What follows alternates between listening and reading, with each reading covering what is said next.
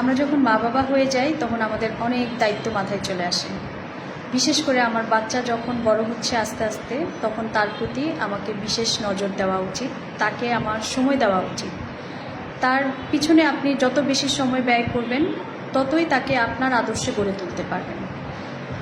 আপনি তাকে সময় দিন, অন্তত সারা দিনের একবার তার সাথে একই টেবিলে বসে একই সময়ে খাবার গ্রহণ করুন।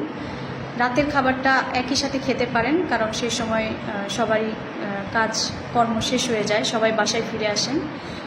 অন্তত রাতের খাবারটা একসাথে খান বাসার সবাই।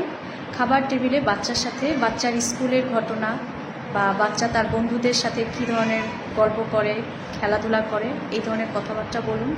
বাচ্চার সাথে আপনার নিজের জীবনের কাহিনী, আপনার নিজের জীবনের ঘটনা শেয়ার করুন। তাহলেই দেখবেন বাচ্চাদের সাথে মা বাবার বন্ডিংটা খুব ভালো হবে এবং এতে বাচ্চার মানসিক বিকাশ ঘটবে। ধন্যবাদ।